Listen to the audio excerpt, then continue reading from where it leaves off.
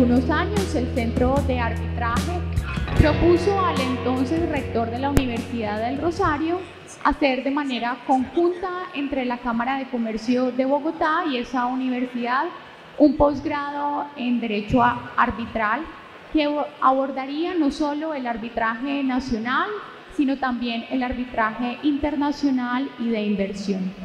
Ahora, bajo la dirección de nuestro actual director, el doctor Mauricio González Cuervo, hemos retomado dicha iniciativa, para lo cual llega la Universidad del Rosario a ser ese aliado estratégico del centro en este proyecto. En desarrollo de lo anterior, el Centro de Arbitraje suscribe en su cuarto Congreso de Arbitraje Nacional e Internacional una alianza estratégica con la Universidad del Rosario, la cual le permitirá a partir del año 2021 ofrecer una maestría en Derecho Arbitral Nacional, Internacional y de Inversión, única en Colombia. Esta maestría contará con un selecto cuerpo de árbitros nacionales e internacionales, docentes de diferentes universidades de Colombia y una metodología bajo un esquema teórico práctico. Habrá además flexibilización para la homologación de créditos académicos. Las clases tendrán lugar no solo en el claustro universitario, sino que las mismas serán ofrecidas también en las instalaciones de la Cámara de Comercio de Bogotá, sede Chapinero, y en las salas de audiencia del Centro de Arbitraje de la calle 76. Invito a los doctores a presentar el convenio y posterior firmar.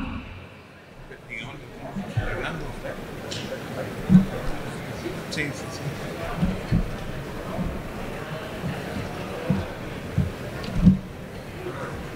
La iniciativa de la Cámara de Comercio y del doctor Mauricio González, llevar esa iniciativa a la Universidad del Rosario para efectos de convertir nuestro programa académico, que ya cursa y va por los más de 20 años, en un programa de alto impacto y que adicionalmente incumba no solamente a un programa de posgrado, sino a una maestría. No se me ocurre esta relación más afortunada en lo personal, teniendo en cuenta que en lo personal soy egresado de esa facultad y que adicionalmente, como muchos de ustedes saben, tuve el privilegio de trabajar en la Cámara de Comercio de Bogotá como director del Centro de Arbitraje. Pero más allá de eso, este es un proyecto absolutamente colectivo, conjunto, y una idea que tiene como elementos fundantes tres escenarios. El primero es que no solamente se instaura un programa académico tendiente a visualizar los diferentes escenarios del arbitraje local, doméstico o nacional, sino también en materia de otros dos arbitrajes en altísimo desarrollo, como son el arbitraje internacional y el arbitraje de inversión. Con ese propósito, entonces, y debidamente representado por esas dos instituciones, procederemos a lo que es la presentación adicional con unas intervenciones del doctor Nicolás Uribe, también del doctor Mauricio González y de nuestro decano de la Facultad de Jurisprudencia, el doctor José Alberto Gaitán. Las fortalezas del Centro de Arbitraje y Conciliación de la Cámara de Comercio de Bogotá y de la Facultad de Jurisprudencia de la Universidad del Rosario. De la primera, pues evidentemente en la práctica arbitral, de la consolidación de este método de solución de conflictos, y la segunda, pues evidentemente también con su experiencia en materia de docencia e investigación, que ha contribuido a la generación de todas las normas y principios sobre los cuales se realiza el arbitraje.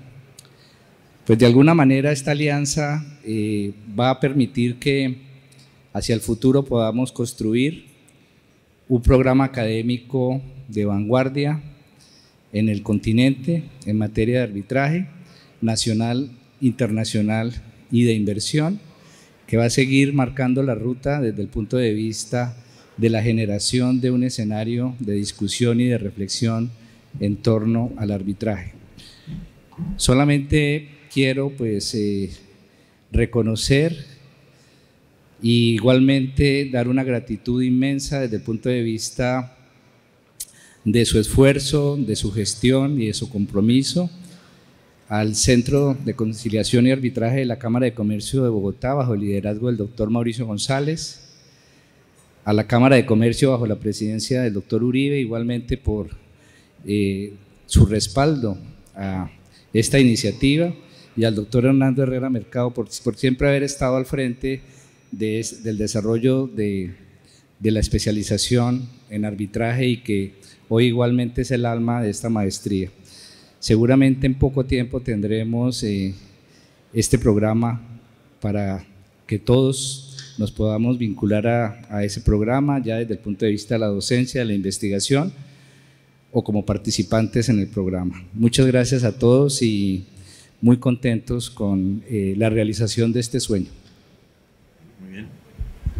Firmaron la presente alianza el rector de la Universidad del Rosario, el doctor Alejandro Cheiner, y el decano de la Facultad de Derecho, el doctor José Alberto Gaitán, por parte de la Universidad del Rosario. Y por parte de la Cámara de Comercio de Bogotá firma el doctor Nicolás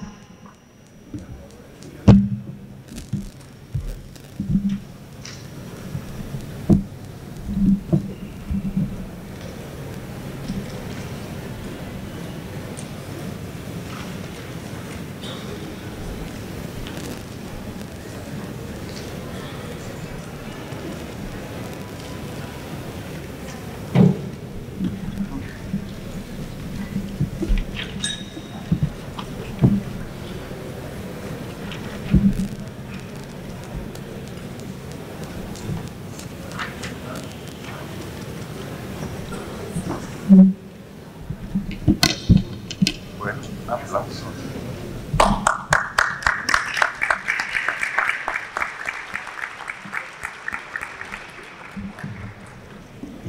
Muchas gracias a los doctores. En octubre del año 2019 se reunieron en Viña del Mar las cámaras de comercio de Bogotá, Cali y Medellín. Se reunieron para direccionar la idea de prestar el servicio de arbitraje internacional en un solo centro de arbitraje denominado Corte Internacional Colombiana de Arbitraje. Posterior a este encuentro se reunieron en Cali para ratificar esta idea los 3 directores de los centros de arbitraje. Hubo una tercera reunión con los presidentes de las respectivas cámaras en donde se ratificó la voluntad de la creación de la Corte Internacional Colombiana de Arbitraje, por sus siglas, CICA. Allí formalizaron la iniciativa y a partir de hoy se inicia el proceso para la creación de esta Corte Internacional Colombiana de Arbitraje. Le doy la palabra al doctor Mauricio González. Muy brevemente, esta iniciativa de constituir una Corte Internacional Colombiana de Arbitraje para el arbitraje internacional, como su denominación lo está expresando, tiene por objeto posicionar el arbitraje internacional de Colombia, que goza de una dinámica impresionante en los tiempos actuales, en el escenario hemisférico, particularmente latinoamericano. Creemos que es un buen momento, creemos que las condiciones están dadas para que ello ocurra, y saludamos con mucho optimismo las voces de quienes han expresado que es una iniciativa llamada a consolidarse por el bien del arbitraje colombiano en la esfera internacional. Quiero darle la palabra a el secretario general y director del Centro de Arbitraje de Medellín, el doctor Jorge Villegas, inicialmente, quien hará una manifestación concurrente de la intención que tenemos de empujar y de materializar esta iniciativa, que fue avalada por los presidentes de las 3 cámaras, Nicolás Uribe, Esteban Piedrahita y Lina Vélez, y que ha sido saludada con mucho entusiasmo por los centros de arbitraje expresamente de Barranquilla y de Bucaramanga como coordinadores regionales del sistema de cámaras de comercio de Colombia. Entonces, Jorge, por favor, el auditorio lo escucha. Muy buenas tardes. También en aras de la brevedad, la idea es reiterar pues esta intención de un trabajo conjunto en principio de los centros de las 3 cámaras de comercio. De tiempo atrás venimos trabajando hace ya unos años las cámaras de comercio de Bogotá, Cali y Medellín en un propósito de unificar lo que es las políticas, los procedimientos y los reglamentos con miras a fortalecer la utilización de los servicios en la medida en que los usuarios, los árbitros y los abogados encuentren unas herramientas e instrumentos sencillos y unificados. Para la Cámara de Comercio de Medellín para Antioquia, cuya vocación empresarial tiene una alta participación en el porcentaje de empresas multilatinas, es muy importante esta alianza en la medida en que con la política de la alcaldía de internacionalizar las inversiones en la ciudad, poder mostrar un centro de arbitraje único en temas de arbitraje internacional, pues ha sido un argumento que ellos han llevado en toda esa invitación que se hace a los inversionistas extranjeros de invertir en la ciudad, en la medida en que contamos con un mecanismo de arbitraje internacional que va a ayudar pues a la solución de esas controversias una vez estén materializadas esas inversiones. Detrás de todo este trabajo hemos tenido el apoyo y la facilitación de Confecámaras, de la doctora Ángela Vélez, que nos ha acompañado y nos ha ayudado a, digámoslo así, a facilitar esos entendimientos.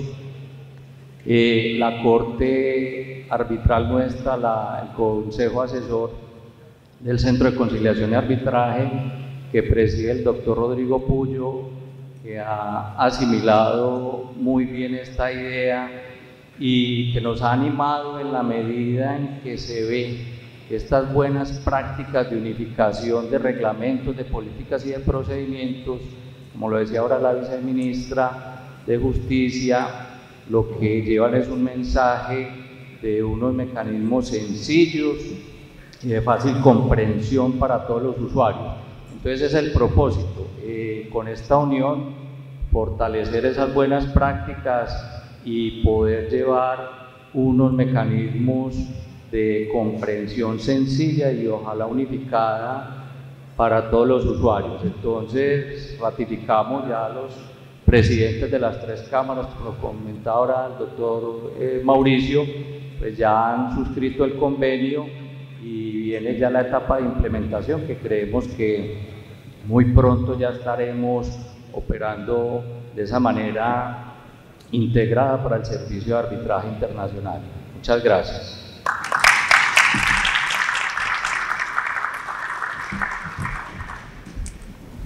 Enseguida, Luisa Fernanda, en nombre de la Cámara de Comercio de Cali, debo hacer un reconocimiento al trabajo que bajo la conducción de Esteban Piedrahita y de la doctora Luisa Fernanda ha hecho Juliana Giraldo como directora del Centro de Arbitraje y Conciliación de Cali, y hoy, pues, en presencia de una alta dignataria de la Cámara como es la doctora Luisa Fernanda, vamos a escuchar la posición de este importante centro. Bueno, buenas tardes, no me queda mucho más que decir, sino que en la Cámara de Comercio de Cali estamos felices con esta iniciativa. Siempre que uno suma puede ofrecerle el mejor servicio a nuestros empresarios, que son finalmente nuestra razón de ser en las cámaras de comercio, aún desde los servicios de nuestros centros de conciliación y arbitraje.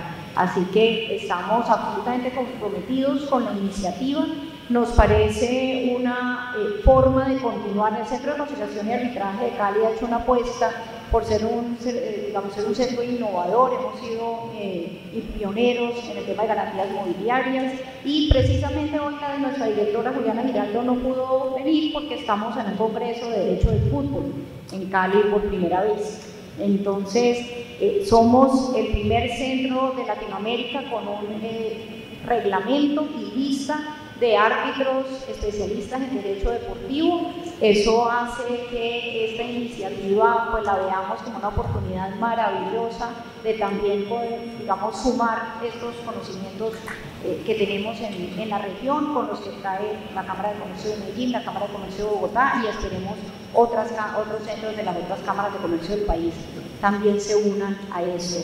Me encantaba oír ahora la intervención de nuestro panel anterior, donde el doctor Zuleta nos invitaba a pensar en el futuro y hacia dónde deberíamos ir construyendo esa construcción de unos procesos arbitrales similares para lo nacional y lo internacional. Pues esto es un primer gran paso. Nosotros, como ya les comentaba Mauricio, venimos trabajando hace años en la integración de nuestros reglamentos, y esto pues va a hacer que esa visión de futuro que nos proponía el doctor Zuleta, de adicionalmente unir y que cada vez se parezcan más los procesos de arbitraje internacional y nacional en el país, pues sea más expedito. Así que felicitaciones y muchas gracias a la Cámara de Comercio de Bogotá, que ha sido, digamos, el promotor y líder de esta iniciativa, y en Cali estamos listos. Buenas tardes y muchas gracias.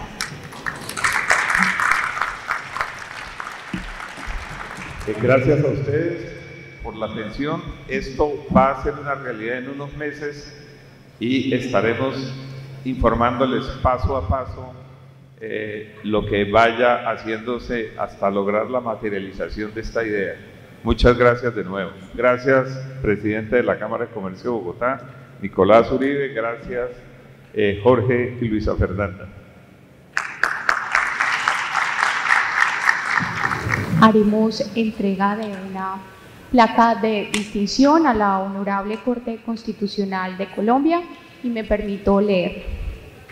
La Cámara de Comercio de Bogotá y el Centro de Arbitraje y Conciliación expresan su reconocimiento a la Honorable Corte Constitucional de Colombia, a su presidente, el doctor Alberto Rojas Ríos, a su vicepresidente, el doctor Antonio José Lizarazo Ocampo, a los honorables magistrados Alejandro Linares Cantillo, Diana Constanza Fajardo Rivera, Carlos Libardo Bernal Pulido, Gloria Estela Ortiz Delgado, Luis Guillermo Guerrero Pérez, Cristina Pardo, José Fernando Reyes Cuartas, por sus aportes al desarrollo de los derechos y al fortalecimiento de la institucionalidad.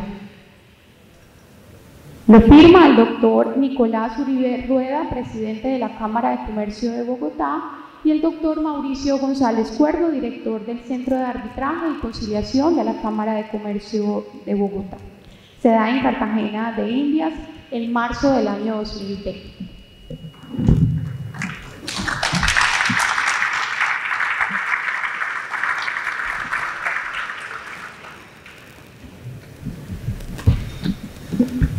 Como presidente de la Corte Constitucional, expreso agradecimiento a la Cámara de Comercio por este tributo que le rinde a la corporación, y lo único que nos trae a nosotros es el inmenso compromiso de servicio al país. Gracias a la Cámara de Comercio de Bogotá y al Centro de Arbitraje y Conciliación, ambos en dirección del doctor Nicolás Uribe y de nuestro ex colega magistrado de la Corte Constitucional, Mauricio González.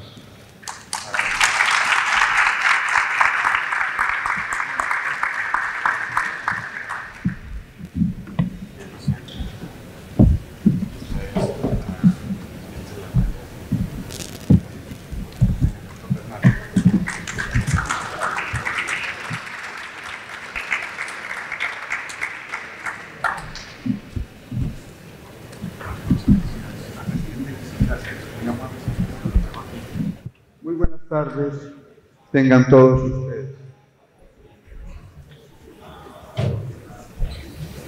Las reglas de prudencia y ponderación, me exigen a mí un marco en la exposición que no puede de ninguna manera ser distinta a la del papel de un simple relator. Es imposible que desde esta tribuna se emitan juicios de valor que posteriormente puedan terminar afectando la función de la Corte o de quien les habla, y en consecuencia les ruego a ustedes me dispensen que solamente pase a ser una especie de relatoría, como lo había dicho, en torno a las decisiones de la Corte Constitucional vinculadas a la jurisdicción arbitral. Y esta exposición podríamos llamarla un diálogo entre la jurisdicción arbitral y la jurisdicción constitucional, que podríamos desarrollarlo en los siguientes términos.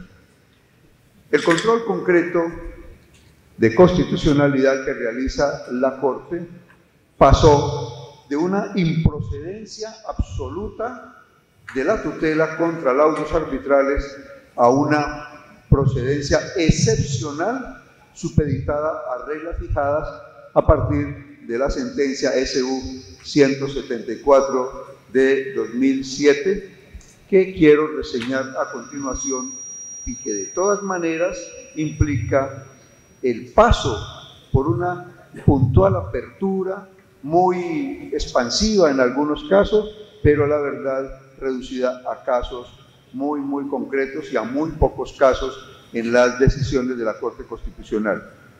Entonces, ¿cuáles son las reglas que me permiten a mí, de manera muy excepcional, aproximar los laudos arbitrales a la acción de tutela que queda bajo la decisión de la Corte Constitucional? Primero, un respeto por el margen de decisión autónoma de los árbitros, que no ha de ser invadido por el juez de tutela e impide a éste pronunciarse sobre el fondo del asunto sometido a arbitramiento. Estoy citando entre comillas, aparte de la sentencia SU 174 de 2007, que repito, ha sido reiterada en varias oportunidades hasta llegar a la SU 033 del 18, tal vez recuerden ustedes el caso de Gensa Xochagota. Segundo, la procedencia excepcional de la acción de tutela exige que se haya configurado en la decisión que se ataca una vulneración directa de derechos fundamentales en un grado tan protuberante que podríamos dejarlo en el campo de la vulneración grosera a la manera de los italianos de derechos fundamentales. Tercero, si bien es posible y procedente aplicar la doctrina de los defectos a los laudos arbitrales, dicha doctrina debe aplicarse con respeto a los elementos propios de la naturaleza del arbitraje, la cual implica que su procedencia se circunscribe a hipótesis de vulneración directa de los derechos fundamentales. Cuarto, el carácter subsidiario de la acción de tutela se manifiesta con especial claridad en estos casos, ya que solo procede cuando se ha hecho uso de los recursos provistos por el ordenamiento jurídico para controlar los laudos. A pesar de ello, persiste la vía mediante la cual se configura la vulneración del derecho fundamental. De las citas reseñadas, se advierte que deben observarse los requisitos genéricos de procedibilidad de tutela contra sentencia y la existencia de una vulneración directa y concreta, precisa, de derechos fundamentales producto de un defecto del laudo.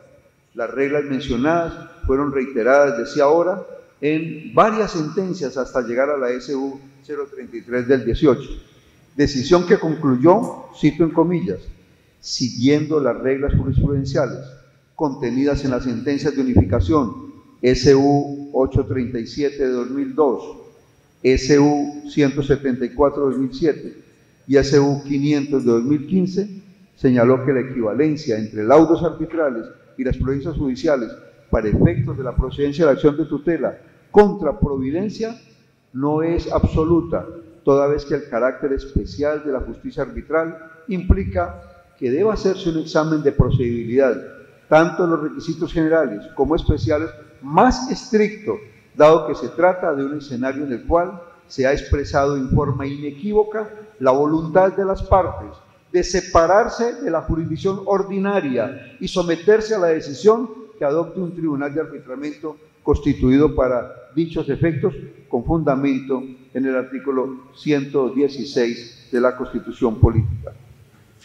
En la sentencia SU 500 de 2015 se ahondó sobre las razones que fundamenta este análisis restrictivo.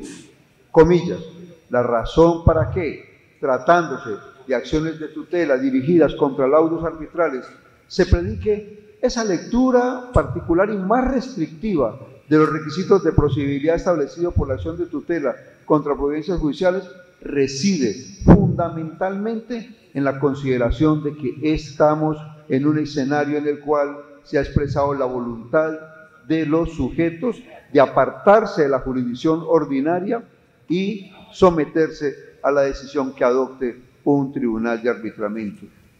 En este punto es importante precisar que este análisis material impone los siguientes derroteros.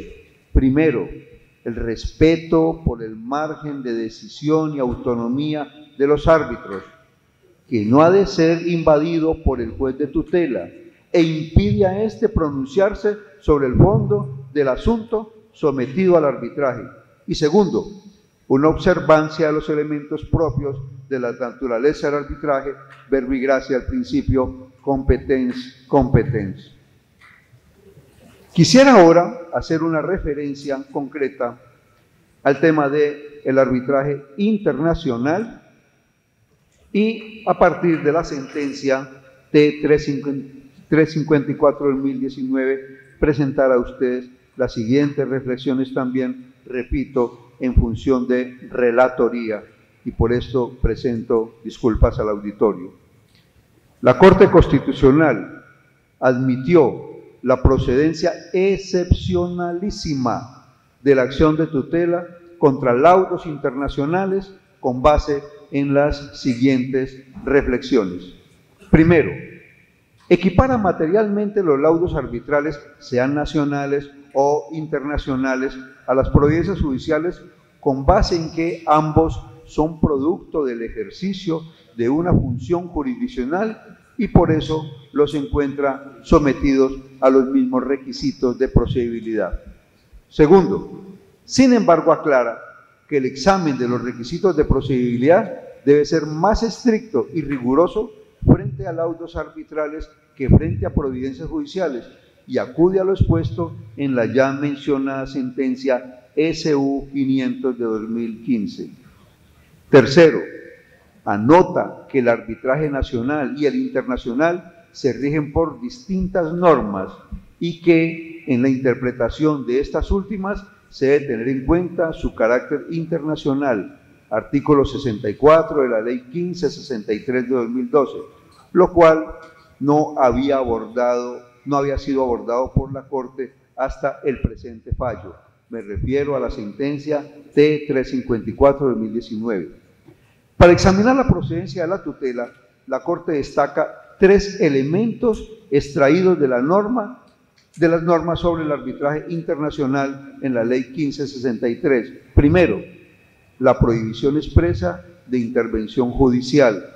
Segundo, la libertad de escogencia de las normas de derecho aplicables. Y tercero, las causales de anulación del laudo internacional.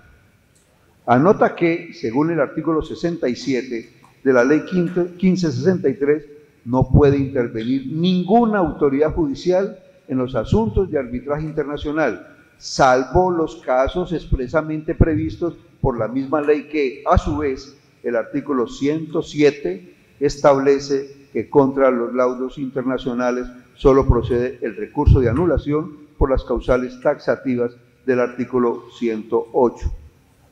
Advierte, sin embargo, que estos artículos deben interpretarse sistemáticamente con los postulados constitucionales y no debe entenderse que aquellos limitan o restringen el derecho a la tutela, puesto que las decisiones arbitrales internacionales pueden eventualmente vulnerar o poner en riesgo derechos fundamentales de las partes.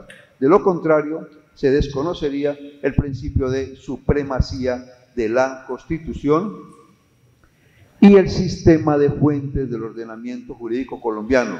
Y anota que la Corte, el derecho a la tutela judicial efectiva en su dimensión constitucional es jerárquicamente superior a la ley. Con todo, señala que la procedencia, en todo caso, es excepcionalísima. A la libertad de escogencia de las leyes aplicables en los laudos, en los arbitrajes internacionales, la Corte le da un alcance específico. Solo a los laudos gobernados, al menos parcialmente, por la ley colombiana en cuanto al fondo del litigio, se pueden aplicar los requisitos de procedibilidad de la tutela. Frente a laudos proferidos en Colombia con derecho sustancial extranjero, no es posible, puesto que el único parámetro de control al cual el juez constitucional puede sujetar su análisis es al orden público internacional de Colombia. A su vez, como la violación del orden público internacional de Colombia está contemplada como causal de anulación, literal B del numeral segundo del artículo 108 de la Ley 1563 del 2012, es indispensable agotar previamente dicho recurso. La Corte concluye, con esto finalizo, así que, comillas, la prohibición expresa de intervención judicial, la libertad de escoger las normas de derecho aplicables y las causales de anulación del laudo internacional, en tanto elementos propios de la normativa que rige el arbitraje internacional, derivan en que la procedencia de la acción de tutela contra laudos internacionales tenga un carácter excepcional, mucho más restrictivo que en cuando se trata de tutela contra laudos nacionales, y en esta medida la primera es excepcionalísima. En suma, el juez de tutela ha respetado la autonomía de la justicia arbitral, por lo que pocas decisiones han sido invasivas. Se trata de reconocer que una justicia pronta, así como basada en la autonomía de la voluntad de las partes y en el respeto a la Constitución, puede contribuir genuinamente a la resolución de los litigios con eficiencia y eficacia. Hasta aquí mi limitada labor de relator de la Corte Constitucional. A ustedes, muchas gracias por su paciencia, muy amables por su tolerancia.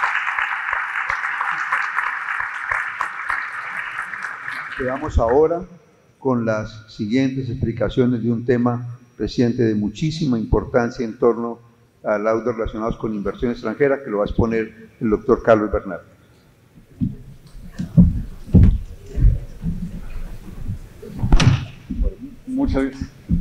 Muchas gracias, doctor Rojas. Yo quisiera comenzar esta difícil intervención para mí, porque es difícil, porque es jueves por la noche, Cartagena es un poco complicado, pero estoy compitiendo contra los deseos de todos ustedes, pero en ese marco, si ustedes me dan 15 minutos, les doy unas ideas que a lo mejor les pueden ser interesantes. Yo quisiera comenzar expresando mi profundo agradecimiento al doctor Nicolás Uribe, al doctor Mauricio González, a nuestros anfitriones aquí por esta invitación que nos han hecho a venir a este diálogo en el que solamente después de dos paneles ya he aprendido muchísimas cosas. Esta es lo digo con absoluta humildad y con sinceridad, es una estupenda oportunidad de aprender de temas muy importantes para el país. También me llena de alegría ver un auditorio repleto de 600 personas interesadas en mecanismos alternativos de resolución de conflictos. Estoy seguro de que el fortalecimiento de estos mecanismos llevará quizás también a la reducción del número de tutelas que recibimos en la Corte, porque se cuentan por decenas de miles todos los años. Quizás un fortalecimiento de estos mecanismos llevará a resolver conflictos sociales y que al final, no solamente en tutelas, sino en otro tipo de procedimientos, haya menos litigiosidad. Bueno, yo quisiera hablarles simplemente de una sentencia. El doctor Rojas habló de toda la línea jurisprudencial de la Corte Constitucional en materia de arbitramiento. Entonces quisiera hablar de una sola sentencia a la que se ha dado debates en foros muy interesantes. Ya tuvimos uno presidido por el doctor Mauricio González en el Centro de Arbitraje en Bogotá.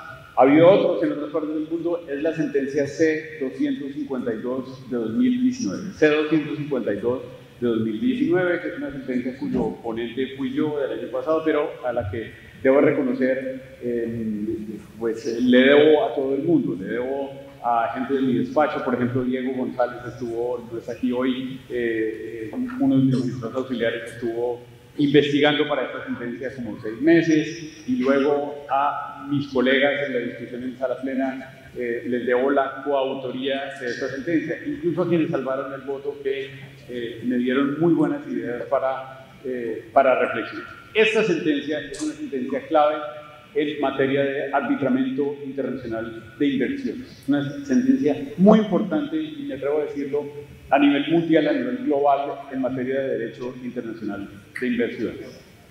¿Cómo surge esta sentencia? Esta sentencia surge porque nosotros en la Corte tenemos la competencia para revisar automáticamente los tratados internacionales, incluso los tratados internacionales de inversiones. Y nos llegó uno de esos tratados, me sorteó, me fue asignado por sorteo el Tratado de Protección Recíproca de las Inversiones entre Colombia y Francia, que tenía unas cláusulas muy indeterminadas y problemáticas. Apenas recibimos el expediente, empezamos también a recibir una cantidad de intervenciones de todos los lados. Algunas personas nos pedían declarar inexequible todo el tratado, otras personas pedían declarar inexequibles algunas cláusulas. Por ejemplo, una muy importante para este Congreso, la cláusula que prevé, o que el artículo 16 que preveía el mecanismo de resolución de controversias entre inversionista y Estado, y que permite, por ejemplo, a los inversionistas franceses que se beneficien de este tratado acudir a la jurisdicción CIAE. ¿Cuál es la causa por la cual tantos intervinientes solicitaban estas inexequibilidades?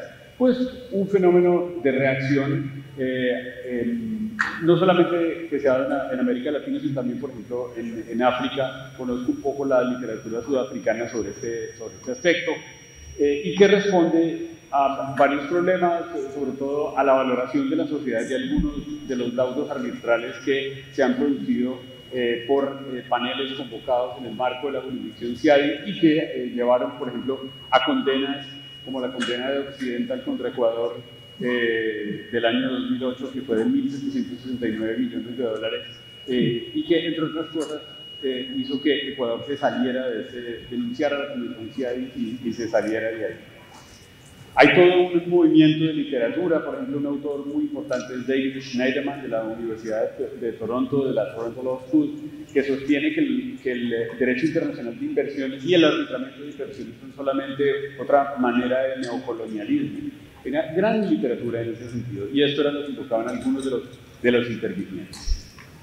Nosotros en la Corte Constitucional intentamos hacer un juicio muy prudente, porque esta es una materia muy delicada en la que no queríamos incidir ni en las competencias del Ejecutivo ni en crear desestímulos para la inversión extranjera, como por ejemplo el desestímulo profundo que ha creado en Ecuador el artículo 422 de la Constitución, según el cual el Estado no puede comprometerse internacionalmente en pactos arbitrales que implican la cesión de soberanía, dice así, la cesión de soberanía a tribunales internacionales de arbitramiento.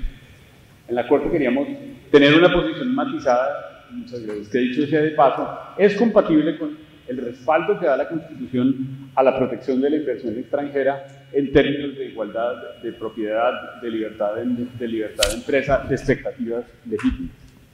Pero por otra parte, no podíamos soslayar algunos de los problemas que los intervinientes nos planteaban, y que, si uno compara jurisdicciones, se han resuelto al menos en tres estadios. Un primer estadio es en la elaboración de los tratados. Hay países que han que tienen un modelo muy fuerte de estudio y de negociación de tratados. Por ejemplo, Brasil tiene un modelo, sus últimos tratados han apuntalado muy bien esas cláusulas problemáticas. Un segundo estadio es este que nosotros intentamos, que es el del control de constitucionalidad previo a la entrada en vigencia del tratado.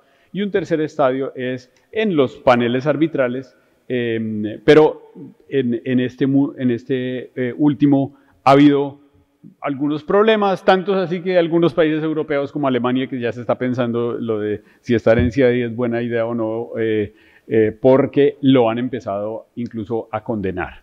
Y Mauricio mencionaba esta mañana, por ejemplo, los trabajos del Grupo 3 que se reunió en octubre del año pasado en Viena y que intentan proponer algunas soluciones alternativas al esquema de CIADI, como por ejemplo una corte permanente de inversiones.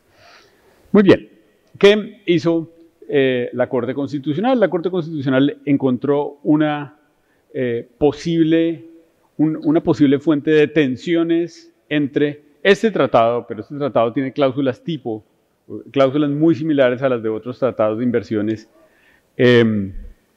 y el constitucionalismo en general y algunos de nuestros principios de la Constitución en particular.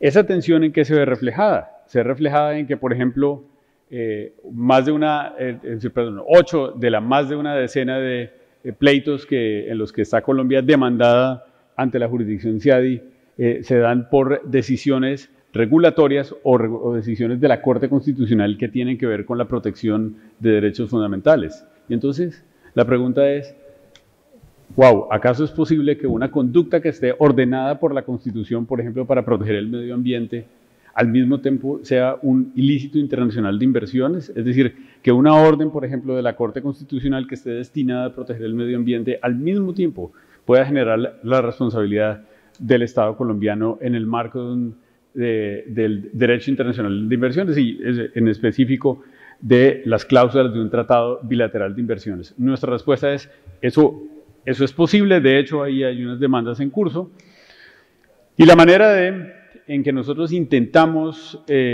contribuir a la solución de este problema fue creando unos estándares específicos que lo llamamos en la sentencia estándares de razonabilidad, y en segundo lugar, dando unas órdenes específicas para que el gobierno colombiano, en conjunto con el gobierno de Francia, suscribieran una declaración interpretativa que tuviera la siguiente orientación. Primero, que estableciera que ninguna de las cláusulas de este tratado podría llevar a la discriminación de los empresarios nacionales en relación con los empresarios extranjeros. Es bien sabido de ustedes que el derecho internacional de inversiones nace para proteger al inversionista extranjero de la discriminación nacional. Justo hoy vemos una tendencia contraria, y es que tratados como el CETA, el tratado entre la Unión Europea y Canadá, o el USMCA, que es el último tratado entre Estados Unidos, México y Canadá, incluyen una cláusula según la cual se reivindica la posición del inversionista nacional y se impide que las cláusulas del tratado sean interpretadas en el sentido de crear discriminaciones del inversionista nacional. Eso nosotros lo pusimos en la sentencia de la Corte Constitucional. Y también no lo voy a explicar para dejarles la inquietud y que ustedes mismos lean la sentencia. Pusimos unos estándares para que el gobierno, en la negociación de esta declaración interpretativa, resolviera algunos problemas de indeterminación de cláusulas como la cláusula de nación más favorecida, la cláusula de trato nacional y sobre todo la cláusula de trato justo y equitativo, en aspectos como, por ejemplo, qué entender por expropiación indirecta, cuándo entender que una medida de regulación es necesaria o es proporcional, de tal manera que esto no genera el efecto de explotación indirecta, de expropiación indirecta o de violación de la cláusula de trato nacional, de tal manera que en la negociación de esta declaración interpretativa y ahora en la renegociación de los otros tratados bilaterales de inversión que se vencen, como el de España, que se empieza a vencer, el gobierno colombiano tuviera ese estándar de referencia y pudiera entrar a negociar en una posición más sólida. Una de quienes recibió el último premio Nobel de Economía es la economista francesa Esther Duflo, que conduce un laboratorio en MIT que se llama The Poverty Lab. Ese laboratorio es un laboratorio de experimentación acerca de soluciones para resolver la pobreza. Ellos han creado soluciones que están aplicando en muchas comunidades, algunas en Guatemala, por ejemplo, en Kenia. Y una cosa que Esther Duflo decía en una entrevista que leí que en Le Monde, después de que le dieron el premio Nobel, ella reivindicaba la importancia de la experimentación, la importancia de hacer ensayo-error y de aprender de esos experimentos. Pues esta apuesta de la Corte Constitucional, en la que mis compañeros, no sé si responsable o irresponsablemente me respaldaron, habría podido terminar muy mal, es decir, si Francia se hubiera retirado de la mesa y hubiese dicho, miren, en esas condiciones no negociamos, pero nosotros tuvimos un poquito de audacia en el sentido de fundamentar muy bien lo que exigíamos en esas declaraciones interpretativas en jurisprudencia del Consejo Constitucional y en jurisprudencia del Tribunal de Justicia de la Unión Europea. Eso llevó a que, estos son datos reales, hace 2 semanas los equipos negociadores ya pactaran la negociación interpretativa, la declaración interpretativa que está simplemente para la firma. Esa sentencia la quería traer a colación para dar un ejemplo de cómo la Corte Constitucional relaciona o contribuye en esa relación a resolver las tensiones que surgen del constitucionalismo y el derecho internacional de inversiones y que yo creo abre una nueva ruta para resolver algunos de los problemas que se presentan en el ámbito global en esa área. Muchísimas gracias por su atención.